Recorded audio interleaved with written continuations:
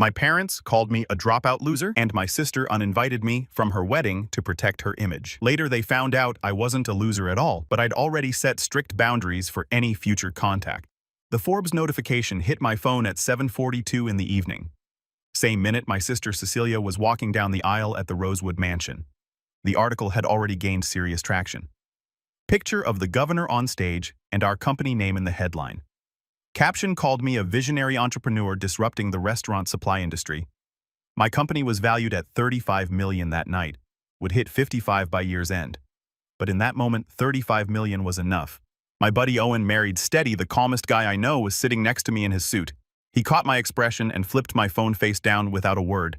Let it breathe, he said. For most of my life, I was the family disappointment, the dropout who could not finish anything. My sister Cecilia was the golden child. Master of Business Administration from Northwestern Director of Supply Chain, pulling $190,000 a year. Engaged to Preston, whose family owned urgent care clinics across Texas. My name is Garrett. I left college after 2 years. My parents told everyone I could not handle it. Never asked why I actually left. Just decided I was failing and moved on. I did not leave because I was flunking. I left because I finally saw the math. That spring, my days looked like this. Class shift at Lies, then Owen's apartment with my laptop open until my eyes felt gritty. I was not studying, I was building. One morning I walked into a lecture and realized I could not tell you what the professor had been talking about for 10 minutes. Not because it was hard, because my brain was at a bar inventory screen that did not exist yet. After class, I stopped by the academic office, asked about taking fewer credits. The woman behind the counter slid a paper across the desk. Numbers that meant one thing. I would be paying for school to sit in a room thinking about a company I was not allowed to build. That night, Owen and I sat in his apartment with a spreadsheet open between us. Not a dream spreadsheet, a brutal one. What it would cost to stay, what it would cost to leave. Owen pointed at the line that mattered. If we wait 2 more years, he said, someone else builds it, and we go back to pouring drinks for people who do not know what inventory is. I thought about my parents, about their pride in the idea of a degree, not in me and the paper. So I withdrew the next week. My parents heard dropout, I heard start. Every family dinner followed the same script. Cecilia talking about logistics optimization and quarterly targets. Preston chiming in about expansion plans and foundation work. Mom beaming like Cecilia had cured cancer. Me, I would mention landing an account. Mom would get this pinched look and change subjects fast. That is nice, Garrett. Cecilia, tell everyone about your promotion. The worst part was not the invisibility. It was the act of contempt. Last Christmas, Dad pulled me aside in the kitchen. Try not to embarrass us tonight, he said, his voice low. He glanced back toward Preston's father, then looked at me like I was a problem to manage. I was 26 years old, running a company, and my father was telling me to be quiet. I stayed for another hour, then left without saying goodbye. Owen was the only person who knew everything. My brother, in every way that mattered. Owen and I met sophomore year at University of Texas Austin, both working part-time at this campus bar called Lies. Management was garbage. Owner could not track inventory to save his life. We were sitting in Owen's apartment at 3 in the morning after a double shift, dead tired, eating $2 gas station tacos. We could build something better, Owen said, his voice flat, exhausted. Not dreamy, just stating a fact. I had been thinking the same thing for months. Every restaurant and bar we delivered to had the same issues. Could not track orders. Could not manage supplier relationships. The software options were all garbage, either $50,000 a year enterprise systems or cheap junk that barely worked. What if we built something specifically for restaurants and bars? I said, equipment sourcing, supplier management, inventory tracking, one platform. Owen looked at me. Really looked. We would have to stop pretending this was a side thing. Probably. Your parents would lose their minds. Definitely. We sat there in silence. Then Owen held up his last taco like a toast. We build it or we beg forever. That became our thing, our creed. Owen launched full-time with me. We called the company Kitchen Sink Restaurant Equipment Sourcing and Inventory Management. Restaurants paid us a percentage of savings plus a monthly platform fee. First year, 42 customers, $6,800 a month. Year 2, a restaurant owner in Dallas called me crying. Said we had saved his business. That call made everything worth it. Year 4, 1,800 customers in 12 states, $4 million a year. Team of 19.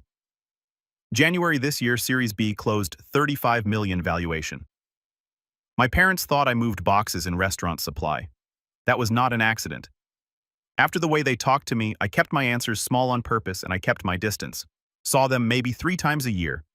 Always at their house, always on their terms. My parents were not online people. They did not read business news. If it was not Cecilia's world, it did not exist. Owen did not do speeches, he did actions. And when he was angry, he got quieter, which was worse. The one thing Owen could not do was let things slide. If something needed fixing, he would work himself ragged before asking for help.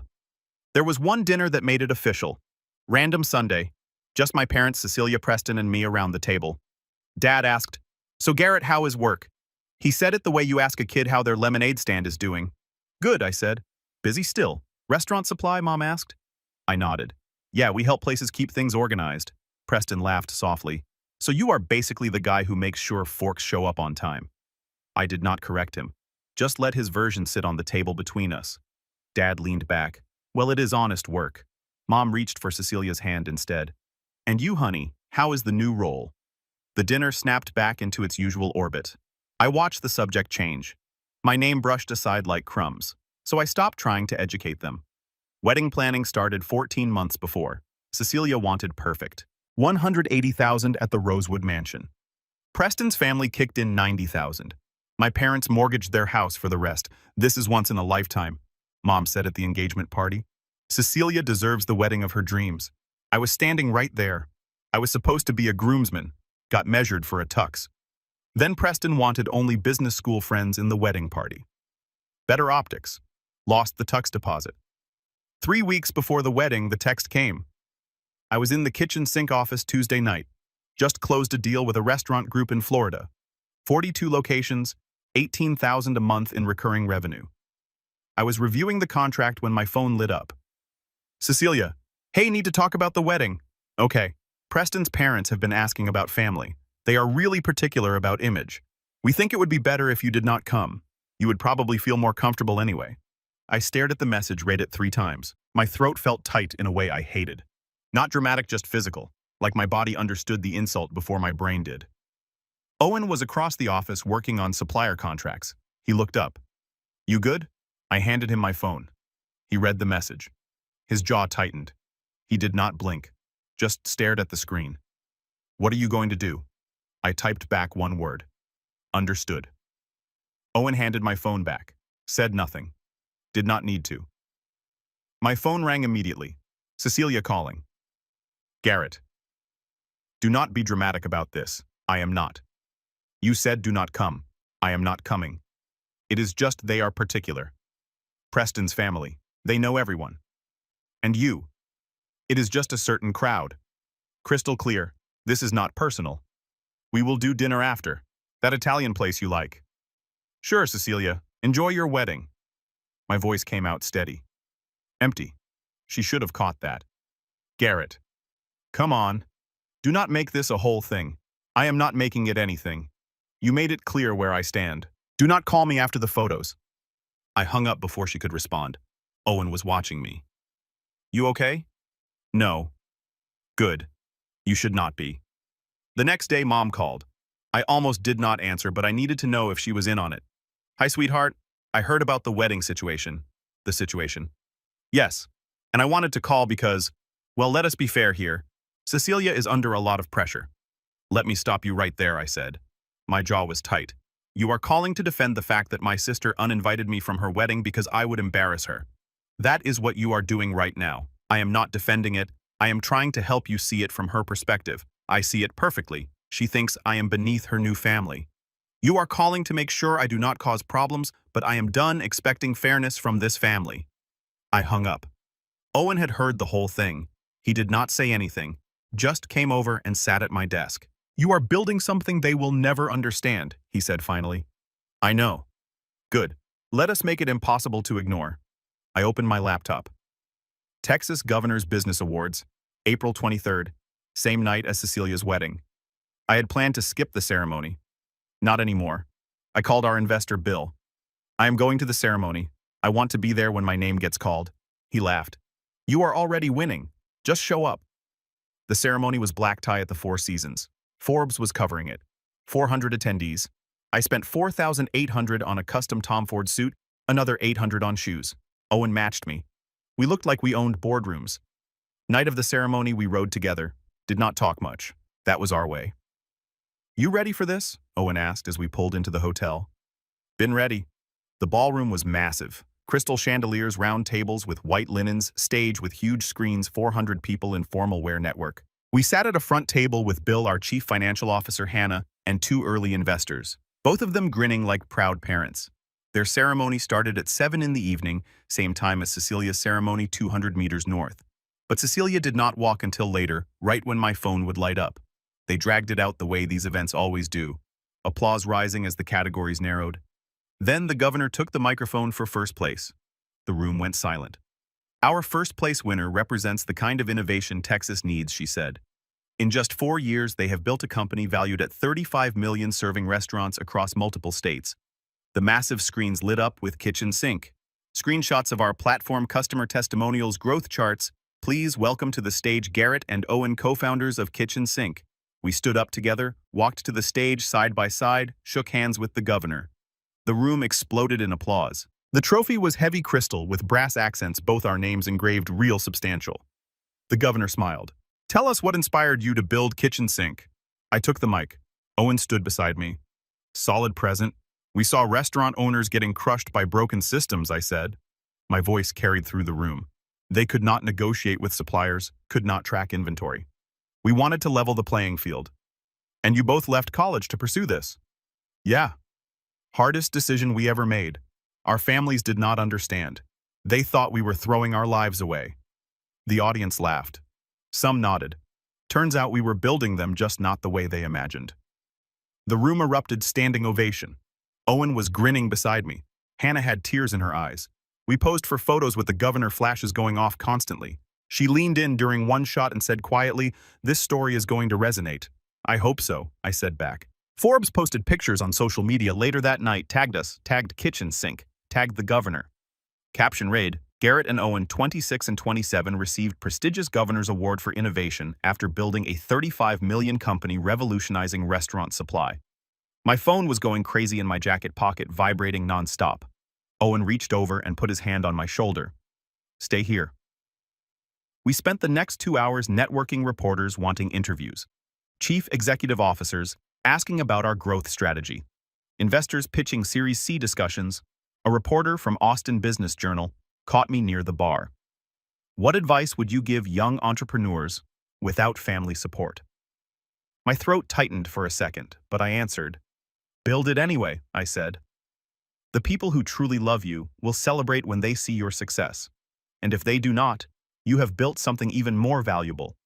You have built your independence. She wrote it down, nodded, moved on to her next question. At 10 that night, I finally checked my phone in the bathroom. 89 unread messages. Mom timestamped 7:51 in the evening. Garrett. I am seeing pictures of you with the governor. Is this real? Call me, please. Dad, 8:23 in the evening. First time his text did not sound annoyed. It sounded shaken. We need to talk. What we are seeing online. Cecilia, 9:17 in the evening. My wedding guests are all on their phones looking at your Forbes article. You did this on purpose. You wanted to ruin my day. I showed Owen. He read them, shook his head. Let it sit, he said. Do not give them the satisfaction of an immediate response. We got back to the office around midnight. Owen grabbed 2 beers from the office fridge. We sat in the dark. Our ritual after big moments. You think they will actually apologize? Owen asked. No, they will make it about them, about how embarrassed they are. He was quiet for a while. Then you good with that? Yeah. I do not need their approval anymore. I meant it. The next morning, the real flood started. Mom called at 8 in the morning. I was on a run, let it ring. She called again and again. I finally answered at 10. Standing outside a coffee shop. Garrett, what is going on? Hi, Mom. Do not hi, Mom me. Forbes the governor, a $35 million company. You kept this from us. You never asked what I actually did. You said restaurant supply. I supply restaurants with equipment and technology, and I own the company doing it. Silence on the other end. I could hear her breathing, processing. Why did not you tell us? Her voice cracked a bit, but I had learned not to mistake emotion for accountability. If I had told you 4 years ago I was starting a company that I left school to build something, would you have supported me? More silence. You have to understand, Garrett. We were worried. You dropped out. You had that tiny apartment, that old car. I was reinvesting everything into growth. That is how you build companies. But you did not ask.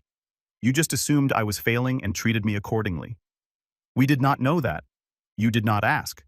For 4 years, you treated me like a failure. You compared me to Cecilia at every single dinner. You dismissed everything I said. You told me I was a pathetic loser. You said you wished you had raised me better. And now you are upset you did not know I was succeeding. No yelling, no anger, nothing for her to deflect. We were frustrated. We did not mean those things. You said them. You meant them at the time. That is called having consequences, Mom. She tried to keep talking, started crying, started making it about her feelings. I hung up. Owen walked up with coffee, heard the whole thing. Proud of you, he said. Preston called Owen's phone that evening. Smart. Owen put it on speaker. This is Owen. Preston here. Is Garrett available? Depends what you want. Garrett's Forbes feature created complications. My parents are asking why he was not at the wedding. It is making us look bad. We need damage control. Maybe Garrett could post something supportive. Owen's face stayed neutral. Let me get this straight. You uninvited Garrett because he would embarrass you. Now you are embarrassed he is successful and you want him to fix your reputation. It is not like that. It is exactly like that. Garrett is not interested in performing for your family's image. Owen hung up. That was clean. I said Cecilia showed up at our office 3 days later. Owen intercepted her at reception and sent her away. She wanted to apologize, he said when he came back. I told her to write it down and mail it. Then the extended family call started. Aunt Kelly with her just trying to keep the peace energy. A cousin I had not spoken to in 2 years. All saying the same thing. Be the bigger person. It is family. I blocked them all. I thought the phone calls were the worst of it. I was wrong. 3 days after the awards, Helen Cordovan posted on social media a family photo from the wedding. Caption read, "Grateful for family and everyone who showed up." The comments filled with congratulations. Then I saw it. My mom had liked the post. Not commented, just liked. Quiet support that said everything. Owen showed me Cecilia's post the next day. A quote, graphic white text on gray background. Sometimes the people who hurt you most are the ones who claim to love you.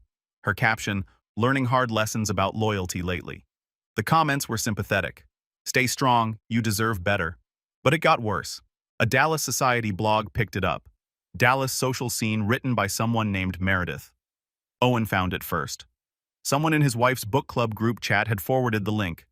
He brought his laptop to my desk. You need to see this. The headline, Rising Stars Wedding Overshadowed by Sibling Drama. Sources say brother's timing was intentional. The article painted me as bitter, jealous, attention-seeking. Quoted sources close to the family saying I had always struggled with my sister's success. One line stood out. Friends described the bride as devastated that her special day was used as a backdrop for her brother's business publicity stunt. No names, no facts, just implications. The article got shared in Dallas social circles. People I had never met were commenting. Most sided with Cecilia. I read it, felt my jaw tighten. My hands stayed steady, but my ears were ringing. They are really doing this, I said. Yeah, they are trying to make me the villain.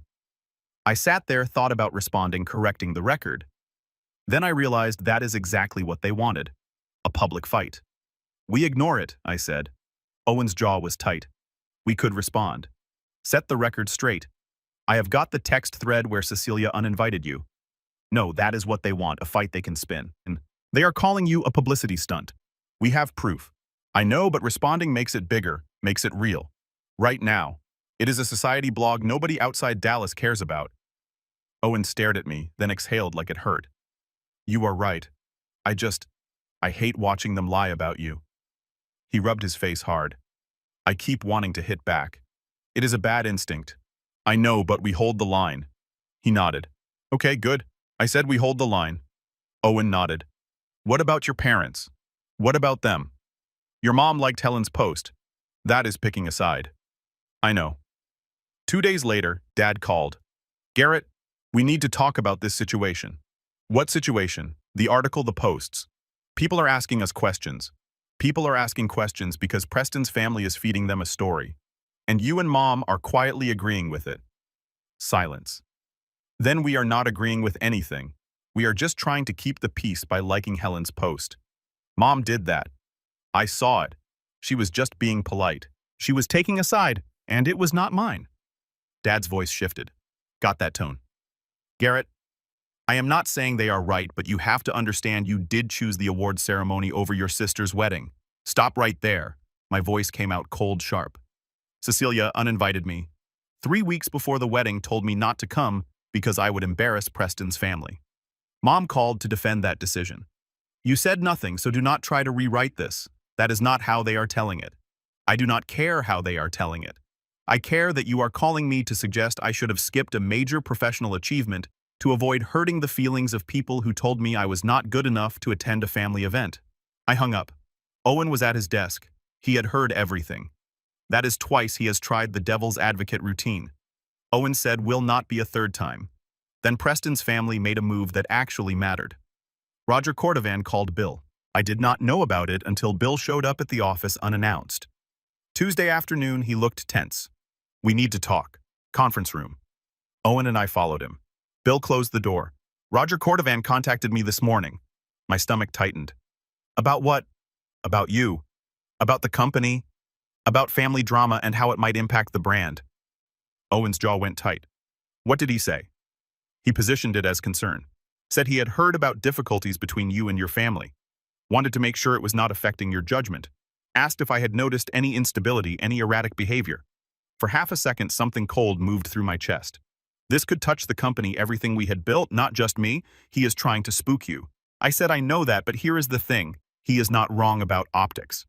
If this becomes a story, if it gets traction beyond Dallas Society pages, it could make some Series C firms nervous. Tech investors do not like founder drama. Bill leaned back. Roger knows what he is doing. He is creating doubt, and if one board member hears about family instability from multiple sources, that doubt compounds. Did he suggest anything specific? Owen asked. He implied you might need support. Maybe a more experienced chief executive officer to take pressure off. He mentioned having connections with executive recruiters. I felt the anger rising, forced it down. He is trying to push me out of my own company. He is trying to create conditions where pushing you out looks reasonable. That is more dangerous. We sat there, the weight of it settling. What do you want to do? Bill asked. Nothing. Garrett, I am serious. We respond by doing exactly what we have been doing. Growing the company, hitting targets, showing we are stable. Roger wants me to react to look unstable. I will not give him that. Bill studied me. You sure? Yeah. Bill was quiet for a long moment. Then he nodded. I respect that. And for what it is worth, I told Roger exactly that. Told him I have worked with hundreds of founders, and you are one of the most grounded people I have met. Then I told him not to contact me again. Thank you. But Garrett, this is just round one. He is not done. We had counsel send formal cease and desist letters that afternoon. Documented Roger's contact with Bill and the board approach. We sent them certified mail to Roger, Helen, and Preston. 3 days later, Cecilia texted, not Roger, demanding to know if I had really sent cease and desist letters to Preston's parents. I said yes. They tried to interfere with my company. She accused me of tearing the family apart and said I should have just apologized.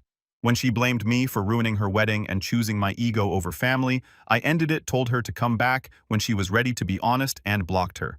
Owen saw my face. Cecilia. Yeah, still playing victim. She will come around. Maybe, maybe not. Either way, I am not waiting for it. 2 weeks of silence. Then Dad called. Garrett, I would like to meet, just you and me, public place, your terms. I thought about it. Thursday, 3 in the afternoon, the cafe on 5th Street. 1 hour. I will be there. Thursday came. I pulled into the cafe parking lot and saw Dad through the window. He looked smaller than I remembered. When I walked in, he stood too fast. Hey, he said. Hey. I checked the clock on my phone and set it face down on the table. 1 hour. He noticed. He did not comment. We ordered in silence. I sat. He sat. He cleared his throat. I have been thinking about what you said about us not asking. I waited. Did not help him. I told myself you would tell me if it was important. That is what you told yourself. He tried again. I was angry when you left school. I know. I made it about Grandpa about sacrifice. He rubbed a hand over his face. I looked up kitchen sink not because of Forbes, because I wanted to understand what you actually built. He took a breath. I did not understand all of it, but I understood one thing. It is real. I stared at him. Not because it fixed anything, but because it was the first time he had said something without a hook in it. I am sorry I told you to be quiet. I am sorry I treated you like a liability. He looked up at me then. I do not get to ask for forgiveness. I just want you to know. Wait. I held up a hand. He stopped. You are doing it again. What? You are starting to apologize. Getting close. Then you are going to pivot. Make an excuse. That is not accountability. His jaw tightened. Maybe I do not know how to do this perfectly, but I am here. I am trying. That should count for something. Trying is not enough. Not after 4 years of you telling me I was worthless. I am your father. Then act like it. I stood up, grabbed my key. Dad stood too. Garrett, wait. You made it impossible to show up for you. No. You are not ready for this conversation. Come back when you can state facts without defending yourself. I left. Owen was waiting in the office when I got back. How did it go? He almost got there, then defended himself. You walk out? Yeah. Owen nodded. Good. He will be back. 3 days later, Mom called. Garrett, your father told me about the meeting. I think you were too hard on him. He is hurt by what he did. I am hurt by what he did. Those are not the same thing. He is your father. He deserves some grace. He deserves exactly what he gives, which right now is half-truths. She tried a different angle. What about us? What about the family? We are struggling. The mortgage payment is hard since we put equity into the wedding. Your father's worried about his job. We were hoping you might help just temporarily. I let the silence hang, counted to 5. You want me to help pay for the wedding you excluded me from? When you put it that way, that is the only way to put it. Garrett, we are family. Family helps each other. You do not get to treat someone like garbage for 4 years, exclude them from major events, then ask for money when it is convenient. That is not family. That is a bill. Garrett, please? The answer is no. Figure it out. I hung up. Owen heard the whole thing. They are getting desperate. Good. Maybe desperation will lead to honesty. 4 weeks later, Dad called again. Garrett. I would like to try again. Same terms, same place. 1 hour. I thought about it. Thursday, same time. I will be there. This time when I walked in, Dad did not stand. He just nodded. Thank you for coming. You have got an hour. We sat. He did not wait for me to prompt him. For 4 years, I treated you like a failure, he said. His voice was steady, clear. I compared you to Cecilia constantly. I dismissed your work.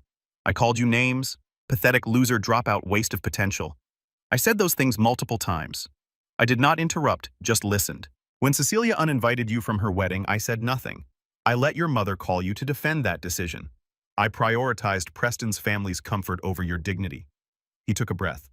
When I finally saw your success, I called you to suggest you chosen business over family like you were the problem. He looked at me directly. I was wrong. All of it. Every word, every dismissal. I was wrong. I sat there, let it land. Why, I asked. Why was I wrong? Why did you do it? He thought about that. Really thought. I think I was scared, he said finally. You were doing something I did not understand. And instead of asking questions, I decided you were failing because that was easier than admitting I did not understand my own son. And Cecilia? Cecilia was easy. She did things I understood. You were building something that did not fit my framework. So I told myself it was not real. He leaned forward. I am ready now. I was wrong. I am sorry. Not sorry you are upset. Sorry for what I did, for how I made you feel, for failing you as a father. I sat with that. Let the weight of it settle. What do you want from this? I asked. I want a chance to build something new. On your terms, at your pace, with your boundaries. What does that look like? You tell me. I pulled out my phone, opened a note. Monthly coffee, public place, 1 hour, no guilt trips, no excuses, no talking about Cecilia unless I bring her up. Any violation and I walk, Fair Dad said. And you do not get access to my business. No equity, no board seats, no using my success for your reputation. If people ask about me, you tell the truth. You treated me badly. I succeeded anyway. We are rebuilding. Understood. You do not get to call this reconciliation. This is a boundary-based relationship. You earned trust through consistent action over years. I understand. We sat there. Terms were clear. And if Preston's family contacts you about me or Owen or kitchen sink you, shut it down immediately. Done. We shook hands. Set the next meeting for 4 weeks out. As he left, Dad turned back. I am proud of what you built. I nodded. Show me in a year. Mom came around slower. Took 3 more months before she stopped trying to soften her apologies, but eventually she got there. Then the invitation arrived. Thick cardstock engraved lettering the Cordovan Foundation's annual leadership dinner, honoring community leaders. My name was on the guest list. Table 3 front and center. Owen brought it to my office. They are trying again. I looked at the invitation, thought about it. This is the trap, the public stage, the forced reconciliation. Yeah, we should go. Owen raised an eyebrow. What? We should go on our terms. Show up. Stay exactly 1 hour. First sign they try to control us. We walk. Why show up at all? Because they need to learn I am not afraid of them, that I will show up when and how I choose. Owen thought about it. I am coming with you. Would not have it any other way. Saturday night, we wore our Tom Ford suits. The ballroom at the Worthington Hotel was packed. 200 people in evening wear. Society photographers everywhere. Local news cameras. Helen spotted us the moment we walked in. Her face lit up. She started walking over immediately. Roger was not far behind. They reached us near the bar. All smiles. Helen's voice loud enough for nearby tables to hear. Garrett Owen. So wonderful you could make it. We are just thrilled you are here. We are here for exactly 1 hour. I said quiet, but clear. Then we are leaving. Of course. We are just so glad you came. Family is so important. I caught it immediately. The framing. Helen angled her body so a camera could catch us together. A photographer was drifting closer. We are not family, I said.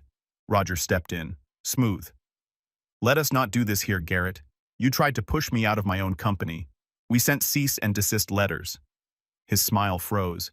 People at nearby tables were listening now. Before I could say more, a woman in a foundation t-shirt approached. Excuse me, is everything all right? Helen's voice got louder. Everything is fine. Just a family misunderstanding. We are leaving, I said, took 1 step back. Owen mirrored me instantly. Helen reached for my arm. Owen stepped between us.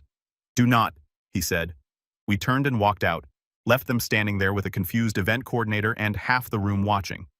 In the parking lot, Owen started laughing. That was perfect. They are not getting their redemption arc. You think that is the end? That is the end. They have got nothing left. And if they try again, it becomes harassment that donors will hear about. 6 weeks after the Worthington dinner, a letter arrived. 6 pages. Certified mail from Cecilia. I read it at my desk. Owen could tell something was different. What is it? Letter from Cecilia. Long one. She admitted everything, excluding me for optics. Being embarrassed by my job and apartment. I was wrong. I was cruel. I prioritized impressing people who do not matter over the brother who should have mattered most. I chose status over family. That is on me. One line stood out. Part of me wanted to believe I was protecting you from judgment. I know now that was just me protecting my own image. I am ashamed it took blowing up my own life to see it. Another section hit harder. His mother told me I should have controlled you better. She did not ask for forgiveness, just said she understood if I never talked to her again. Owen read over my shoulder. That is real. Maybe. I pulled out my laptop and wrote back 1 page. Cecilia, thank you for your apology. I believe you are sorry, but sorry does not rebuild trust. I am not ready for a relationship. Maybe eventually, not today. If you want to stay in touch, text only. No calls, no guilt trips, no involvement with Preston's parents. If you can respect those boundaries, we can text occasionally. If not, we are done. Garrett mailed it. Did not hear back for weeks. When she finally texted, it was simple. Thank you for the boundaries. I will respect them. Over the next 6 months, things stayed quiet. Mom and Dad showed up monthly, asked real questions, no guilt trips. Cecilia texted occasionally, never dumped emotion, kept it simple. She moved to Houston, new job started over. Preston's family stayed blocked permanently. Kitchen sink closed Series C in December. $55 million valuation. On track for 8 million in revenue, 26 states, 32 employees. I kept my parents on monthly coffee. Kept Cecilia on text only. Built a life on my terms. Owen and I were at the office late one night the following February. Year 5 of the company. Everyone else gone. Gas station tacos. He raised his taco like a toast. Still a dropout? Dropped out of being their punching bag. He laughed. That is better. We sat in comfortable silence. You good with how it played out? Owen asked. Yeah, I got what I needed. My phone buzzed. Text from Dad. See you next week for coffee. Looking forward to it. Simple. No demands. Just showing up. Another text. This one from Cecilia. New job is going well. Thank you for the boundaries. They help. No dramatic reconciliation. No tearful reunion. Just people learning to show up differently. Owen grabbed his keys. Heading home. You good? Yeah. He paused at the door. We built something. Not just the company. The whole thing. Yeah, we did. After he left, I sat there for a while. Thought about the path from that 3 a.m. conversation to here. I did not hate my family. I just needed them to see me. And when they could not, I built a life without their approval. My phone buzzed. Bill, our investor Series D interest from 2 major firms. Want to discuss next week. We are free. Let us talk. I shut down my computer, locked up, walked out into the Austin night, got in my 12-year-old Honda, drove to my modest East Austin apartment. Same car, same place, same guy, just different terms. I pulled into my parking spot, sat there for a minute, then I texted the photo to Owen. Me and him on stage with the governor, both holding the trophy. We build it, or we beg forever. Owen, damn right. I went inside, sat on my couch, cracked open a beer. Somewhere in Dallas, Cecilia was figuring out who she was without Preston's approval. But here in this small apartment, I was exactly where I needed to be. I finished my beer, turned off the lights, got ready for bed. Tomorrow, we talk Series D. Tonight, I just sat feeling the weight of 5 years. It was heavy, but it was mine.